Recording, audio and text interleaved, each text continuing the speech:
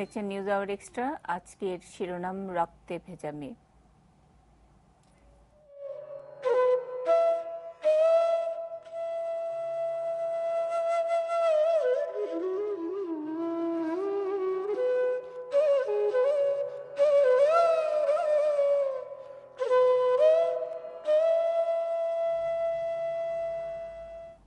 আমরা যে আলোচনায় ছিলাম যে এতক্ষণ হোসেন জিল্লুর বলছিলেন এই বিজিএমইর এফিসিয়েন্সির কথা, অন্যান্য অনেকগুলো বিষয়ে আলোচনায় এসছে। যদি একটু আপনার কাজের অভিজ্ঞতা থেকে বলেন যে এই এখনকার যে অবস্থাটা সেখান থেকে একটু সামনে নিয়ে যাওয়ার জন্য মানে যদি প্রায়োরিটি হিসেবে 1, 2, 3 হিসেবে যদি আপনার কাছে জানতে চাই যে আমরা কি করব শুরুতে। আমার মনে হয় আমরা যেটা চিংড়ি শিল্পের ক্ষেত্রে করেছিলাম, আপনার বোধহয় মনে আছে যে 2008-এর নভেম্বর থেকে মে 2009 এর সময় আমাদের কিন্তু 54টা কনসাইনমেন্টস রিপিটেডলি রিজেক্ট হলো, এবং তখন আমাদের সামনে এই ধরনের একটা ক্রাইসিস সিচুয়েশন আসলো যে আইদার ইউরোপিয়ান ইউনিয়ন আমাদের ব্যান করতে পারে, অথবা সরকার ব্যান করতে পারে, অথবা এক্সপোর্টাররা ভলান্টারি সাসপেনশনে যেতে পারে অফ দ্য এক্সপোর্টস। তো আমরা আমাদের যে শিম অ্যান্ড ফিশ ফাউন্ডেশন থেকে আমরা উদ্যোগ নিলাম, এবং সেখানে আমরা আমরা পারসুয়েট করলাম, এবং ইমিডিয়েটলি এক্সপোর্টার্স রাজি হলেন, এবং আমরা 6 মাসের জন্য সাসপেনশন হলো। কিন্তু আমার কাছে 6 মাস পরে যখন আমরা আবার শুরু করতে যাব রপ্তানি, কেন করতে যাব, কেন বন্ধ করলাম বা কেন করতে যাব, তখন আমরা কি করলাম, সবাইকে নিয়ে ইন্ডাস্ট্রি যত স্টেক হোল্ডার্স আছে, এর সাথে সংশ্লিষ্ট যে সমস্ত সরকারি এরা আছে, স্টেক হোল্ডার্স আছে, এবং ডেভেলপমেন্ট পার্টনার, সবাইকে নিয়ে আমরা একটা ন্যাশনাল ওয়ার্কিং কমিটি করেছিলাম, এবং আমরা একটা টাইম বাউন্ড একটা ন্যাশনাল অ্যাকশন প্ল্যান করলাম। কি কি প্রায়োরিটি, এই জিনিসটা আমাদেরকে উত্তরণ করতে হবে। কারণ তখন কিন্তু ওরা ইউরোপিয়ান ইউনিয়ন রিজেকশন করলো এবং বললো যে আমাদের যে মালই যাবে তার 20% পোর্ট অফ এন্ট্রি পয়েন্টে সেখানে তারা চেক করবে। এটা একটা আমাদের ডিসিশন ছিল। তো সেখানে আমরা বললাম যে আমাদেরকে 6 মাস পরে যখন আমরা রিজিউম করবো, তখন আমাদের এর মধ্যে আমাদের দেখাতে হবে যে আমরা ভিজিবল প্রোগ্রেস করেছি, দৃশ্যমান আমাদের অগ্রগতি হয়েছে, যেটা আমাদের বায়ার এবং কনজিউমারের মধ্যে আস্থার ভাব ফিরিয়ে আনবে যে আমরা তাদের জন্য সেফ ফুড পাঠাচ্ছি। এবং সেই এর জন্য আমরা একটা ন্যাশনাল অ্যাকশন প্ল্যান করি। যে ন্যাশনাল অ্যাকশন প্ল্যানে যেটা বললাম, ন্যাশনাল ওয়ার্কিং কমিটি মিলে একটা ন্যাশনাল অ্যাকশন প্ল্যান করলো, প্রায়োরিটিগুলো ঠিক করলো, কে করবে, কখন করবে, এবং কতদিনে করবে, টাইম বানানোর ম্যাট্রিক্স ডেভেলপ করলাম। এটা বললাম যে প্রতি মাসে আমরা 11 তারিখে বসবো, যদি বন্ধ থাকে তারপর দিন। এবং সেখানে এর ফলে আমরা 3টা জিনিস করলাম। একটা হচ্ছে এই যে কার্যক্রম নিলাম, যেহেতু এখানে বেনিফিশিয়ারি এবং যারা ইমপ্লিমেন্ট করছে সবাই একই কমিটিতে আছে, তো একটা ওনারশিপ ক্রিয়েট হলো যে এই কাজটা করতে হবে। 2 নম্বর হলো যে একটা অ্যাকাউন্টেবিলিটি, যে যেহেতু আমি কমিট করছি এতদিনের মধ্যে করবো, আমি যদি কাজটা করতে না পারি তাহলে আমার ব্যর্থতাটা দেখা যাবে, সেজন্য তার একটা অ্যাকাউন্টেবিলিটি সৃষ্টি হলো। আর থার্ড হচ্ছে ডুপ্লিকেশন না। আজ আমি এবারও যেখানে দেখছি অনেকে কাজ করতে চাচ্ছে, কোঅর্ডিনেশনটা হচ্ছে না, আমি যারা কাজ করতে একসাথে আনা, সেজন্য ডুপ্লিকেশন অফ রিসোর্সেস বা প্রোগ্রাম দিয়ে ওয়েস্টেজ অফ রিসোর্সেস আমরা বন্ধ করেছি। ঠিক আমি মনে করি একই রকম ভাবে এখন যে সমস্যাটা এসছে, কারণ আমাদের এখানে যে কথাটা আমরা আলোচনা করছিলাম, সাভারে যে সমস্যা, এটা তো অবশ্যই আমরা অ্যাড্রেস করতেই হবে। এটা একটা পার্ট হবে আমাদের লং টার্মে to gain the confidence of the consumers and buyers. এবং আমার মনে হয় এখানে যে সমস্ত স্টেক হোল্ডার্স আছে, দেশে যারা স্টেক হোল্ডার্স আছে, বোথ গভর্নমেন্ট এবং প্রাইভেট, তার সাথে কিন্তু আমাদেরকে আনতে হবে বায়ার্সদেরকে, যে তারাও যখন একটা ব্যবসা বন্ধ হয়ে যায় তারাও কিন্তু ইকুয়ালি এফেক্টেড হচ্ছে। এবং এখানে আমাদের গার্মেন্টসের বেলা কিন্তু আমাদের সব বড় জিনিস হচ্ছে এই যে, আমি মনে করি না যে আমাদের $19 বিলিয়ন যে বিজনেস, সেটা আগামী মাসে বা 2 মাস বা 3 মাসের মধ্যে এটা হঠাৎ করে বন্ধ হয়ে যাবে। এইটা অলরেডি যে অর্ডারসগুলো আছে সেটা আমাদেরকে এক্সিকিউট করতে হবে। বা সমস্যাটাও হবে রিপিট অর্ডারসগুলো তখন। হ্যাঁ, এবং রিপিট অর্ডার যে বন্ধ হয়, আজকে আমি যেটা আপনাদের এতে বলছেন যে আমি দেখলাম 24শে এপ্রিলের পর নিউ ইয়র্ক টাইমস এসছে 7টা article, almost daily. Washington Post এসছে 8টা আর্টিকেল অন বাংলাদেশ। স্লোগানস দিচ্ছে যে তারা বলছে মেড ইন বাংলাদেশ মানে হচ্ছে রক্ত ভেজা level.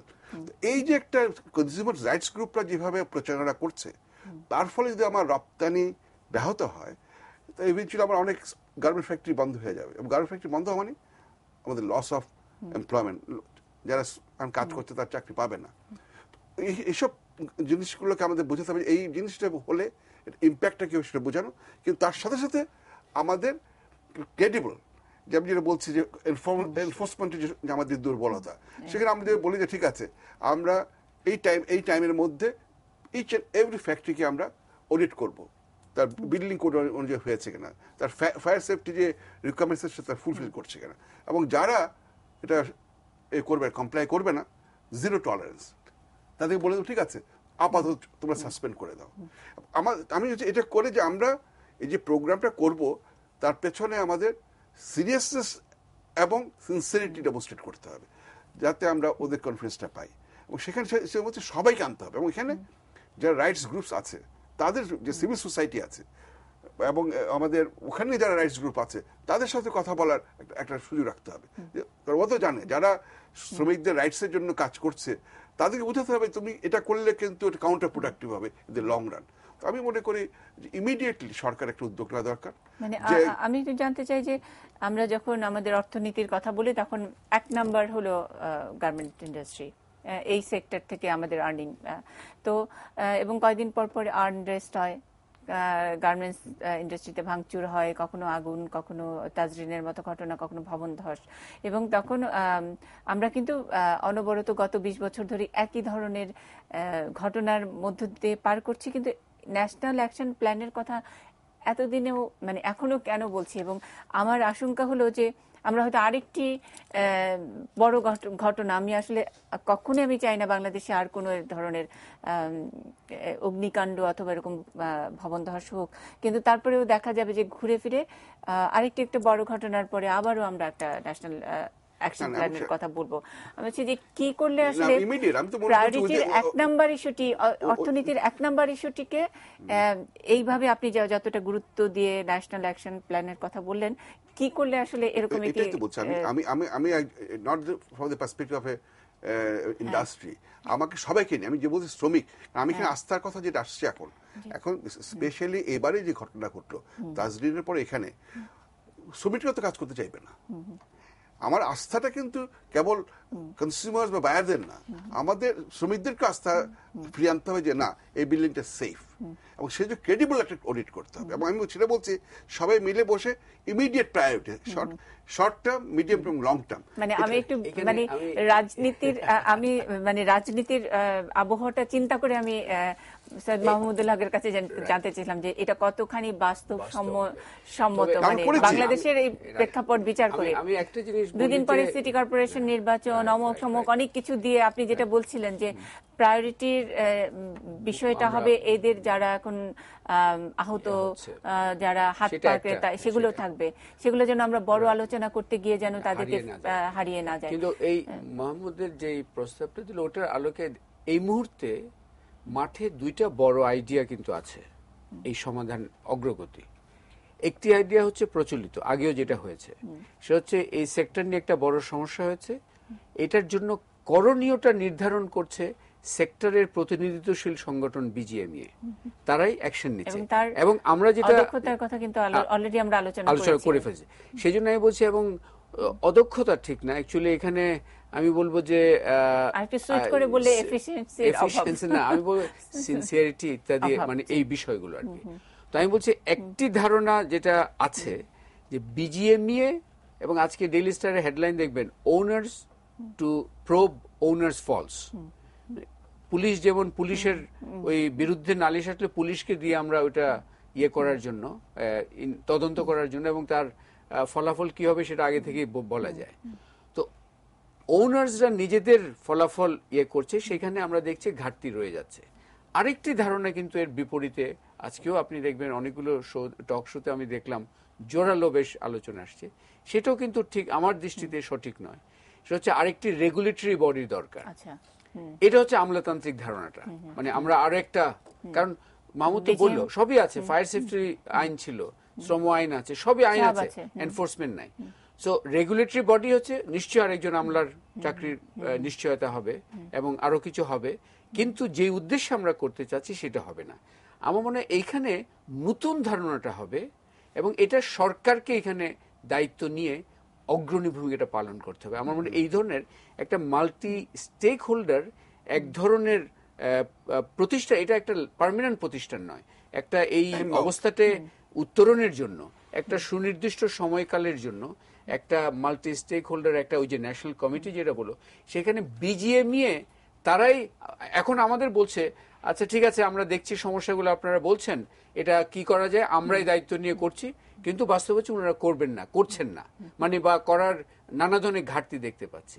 On the other hand এই যে আমাদের অনেকের মধ্যে মনে করি যে আরেকটা বডি হলে হয়তো হয়ে গেল, এই রেগুলেটরি বডির আইডিয়াটাও একেবারে একটা আমলাতান্ত্রিক ধারণা।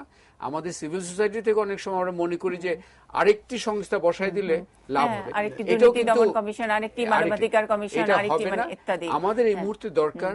এবং এইখানে আমি যেটা বললাম, মাননীয় প্রধানমন্ত্রী যেহেতু বলছেন যে উনার সরকারের উদ্যোগ নেওয়া উচিত যে একটি এই মাল্টি স্টেক হোল্ডার বডি, যেখানে আপনার বিজিএমই এককভাবে সেটার দায়িত্বে থাকতে পারবে না, যে তারা ইম্পর্টেন্ট অ্যাক্টর, শ্রমিকদের উপস্থিতি, আপনার অর্থনীতিবিদ থেকে শুরু করে নাগরিক সমাজের বিভিন্ন যারা এই যে আপনার মানে দুটো বড় বিষয় আছে এখানে, তাই না? কর্ম পরিবেশ নিরাপত্তা আর একটা হচ্ছে শ্রমিক কল্যাণ, তাই তো?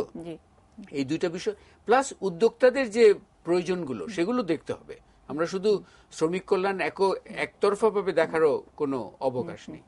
এই ইয়েটা আমার মনে হচ্ছে এটা হবে যে নতুন ধারা, এই যে দুইটা বড় আইডিয়া মাঠে যেটা এই মুহূর্তে চলছে, যে বিজিএমই নিজেই তার সব দায়িত্ব পালন করবে, আর একটা হচ্ছে রেগুলেটরি বডি, এটার বিপরীতে একটা টাইম বাউন্ড সরকারের একটা সিরিয়াসনেসের রিফ্লেকশন, যে একটা ন্যাশনাল সাম সর্ট অফ একটা committee of something action plan যেটা বললেন, এই শব্দগুলো আমরা এত বেশি ব্যবহার করছি, আমাদেরও বলতে এখন একটু খারাপ লাগে যে হয়তো কালকেই দেখবো যে এটাও এক ধরনের ইয়ে হয়ে গেছে।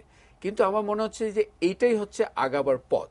কারণ আমাকে আজকে বিভিন্ন মহলকে আশ্বস্ত করতে হবে, শ্রমিকদেরকে আশ্বস্ত করতে হবে যে আমরা সেই রক্তচোষা পিপাসু নই, শুধু উদ্যোক্তারা না, সরকারও এবং অন্য সামাজিক যারা, যে তোমরা ঘটলো দুদিন চেঁচামেচি করলাম তারপর ভুলে গেলাম, সেটা নই। তাদের আশ্বস্ত করা দরকার। আমাদের উদ্যোক্তা শ্রেণীকেও আশ্বস্ত করা দরকার যে আমরা একভাবে সবাইকে পিটাতে শুরু করলাম যে তোমরা সবাই হচ্ছে সবাই তো না, অনেকে তো অত্যন্ত পরিশ্রম দিয়ে কাজ করেন। একই সাথে আমাদের আন্তর্জাতিক যে আমাদের ক্রেতা মহল, সেখানে শুধু আশ্বস্ত না, আমরা যদি এসব কাজ করি কিন্তু ভিন্ন একটা শক্তি নিয়ে আমরা বার্গেনিং এ যেতে পারবো। আমাদের এই ভিন্ন শক্তি নিয়ে, যে মাহমুদ যে ইয়ের কথা, ওই চিংড়ির উদাহরণটা দিল, ওরা আরেকটু ছোট পরিসরে, কিন্তু ভিন্ন শক্তি নিয়ে এখানে না, এখানে লুকায় টুকায় কিছু করার কিছুই হবে না। আমাদের দরকার যে বার্গেনিং পজিশনে যেতে হলে একটু বাড়াতে হলে এইসব পদক্ষেপ ছাড়া বার্গেনিং পজিশন বাড়বে না। আমরা যদি বলি যে শ্রমিক কল্যাণের বিষয়টা আমরা সিরিয়াস হয়েছি, আমরা যদি এই আপনার কর্মনিরাপত্তা পরিবেশ ঠিক করেছি, আমরা যে এই যে বিল্ডিং বিষয়গুলো, এখানে আমাদের আর্কিটেক্টস তাদেরকেও সম্পৃক্ত করতে হবে, আমাদের নগর পরিকল্পনাবিদ তাদেরকেও সম্পৃক্ত করতে হবে। এইভাবে যদি একটা উদ্যোগ নেওয়া হয় এই মুহূর্তে, আমার মনে হয় এইটাই প্রয়োজন। আমার একটু সন্দেহ, আমি আপনার কাছে শুনবো যে আমার যেমন চিংড়ির সেটা হলো যে ওনারাই ছিলেন, মানে মাল্টি স্টেক হোল্ডারদের বিষয়টা ছিল না, কিন্তু এখানে যদি বিল্ডিং এর বিষয়টা আসে, সেখানে যদি আপনার শ্রমিক শ্রম নিরাপত্তা ইত্যাদির বিষয়, মানে সব দিক দেন, তাহলে এটা কারোর কিছু হলো না, মানে we'll have to fix up the responsibility. কার কি ওই যে ম্যাট্রিক্স এর মধ্যে কার কে দায়িত্ব, কে করছে, কিভাবে করছে, কার তার টার্গেট গ্রুপ, কারকে, এটা গোটাটা আমরা করেছিলাম। আমরা তো রেজাল্ট পেয়েছি। আমার কথা, আমরা 6 মাস পরে যখন রিজিউম করলাম, ইউরোপিয়ান ইউনিয়ন এই প্রোগ্রেস দেখে তারা ইন্ডিয়াতে যখন চলছিল 20% এই যে ম্যান্ডেটরি চেকসটা আমাদের তুলে দিয়েছে। আমরা যে মডেলে কাজ করেছি এখানে চিংড়িতে, আজকে ইউএস এফডিএ তাহলে আমাদের মডেল বলছে, এই মডেলটা রিপ্লিকেট করতে চাচ্ছে। ইভেন আমরা এবার যে ইউএসটি হিয়ারিং গেলাম, তার আগে আমরা যারা অভিযোগকারী আর অভিযুক্ত, আপনি জানেন ইউএসটির যে অভিযোগটা করেছে এফএলসিআইও, আমেরিকান ফেডারেশন অফ লেবার এবং কংগ্রেস অফ ইন্টারন্যাশনাল অর্গানাইজেশনস, তো এই এফএলসিআইওর যে লোকাল যে তাদের যে পার্টনার, তাদের ফ্রন্ট অর্গানাইজেশন হচ্ছে সলিডারিটি সেন্টার। আমরা সলিডারিটি সেন্টার এবং বিএফএফআই এদের মধ্যে সমঝোতায় নিয়ে এসেছি, চুক্তি করে বলছে শ্রমিকদের যে সমস্ত অধিকার কিভাবে এটা আমরা এখানে করেছি যে আগামী 3 বছরের মধ্যে আমরা করবো, এটা 100% আমরা বলেছি কমপ্লাই করবো উইথ দি ন্যাশনাল লেভেল ল। ধাপে ধাপে করছে এবং এটা এভাবে কাজ হচ্ছে। আমি ওই জন্য যেটা বললাম, it must be multi stakeholders, মানে কেবল একজনের উপরে। একটা ইন্টারেস্টিং কথা হলো টাইম বাউন্ড, মানে একেবারে সময় ধরে দেওয়া, এবং সেখানে নিশ্চয়ই সরকারি মন্ত্রী এমপিদের গার্মেন্টস ইন্ডাস্ট্রির কথা সেটা আমরা যে প্রাধান্য দিলে মানে বিজিএমইএ কেন হচ্ছে না, যে আপনার তার যে টানাপোড়েনের মধ্যে একটা কাজ করে তারা যে আরো শক্তিশালী একটি প্রতিনিধিত্বশীল ভূমিকায় যেতে পারেন না। 29 জন মনে এমপি হচ্ছে ওই সেক্টর থেকে রিপ্রেজেন্টেড, অত্যন্ত শক্তিশালী একটা লবি ইত্যাদি। এবং ওই যে বললাম সমীকরণ, যে আমি হলে নিয়ম বাদ যাবে, অন্য সবার ক্ষেত্রে নিয়ম থাকবে। আসলে গোড়ার কথা হলো ব্যবসায়ীরা যখন রাজনীতিতে চলে যায় তখন রাজনীতিও নষ্ট হয়, ব্যবসাও নষ্ট হয়। এখন মানে না, কিন্তু রাজনীতি কি আমেরিকায় ব্যবসায়ীরা কি রাজনীতি করেন না? করেন। আমি বলছি যে আমরা ঢালাইভাবে আমি ওইটা করছি না। আমি বলছি এবং এই যে মাল্টি স্টেক হোল্ডার কমিটির কথা বললাম, একেবারে ঠিক তুমি যে এইটা আবার একটা গুলিয়ে যেতে পারে সবকিছু, না কিন্তু ব্যাপার হচ্ছে গুলিয়ে যেন না যায়, সেটাই তো আমার দক্ষতা দেখানোর বিষয়। এবং আমরা যে পারি না তা তো না, অ্যাকচুয়ালি আমরা তো কিছু কিছু ক্ষেত্রে এই ধরনের, কিন্তু ব্যাপার হচ্ছে আমি যদি প্রথম থেকেই এখন যে এইটা যেটা বললাম যে ওই বিজিএমইএ এককভাবে এইসব সমাধান করবে, এটা কাজ করছে না, করবেও না। রেগুলেটরি বডি বানালে আমলারা হবে, এর বিপরীতে আমাদের একটা কিছু খুঁজতে হবে, একটা নতুন আইডিয়া।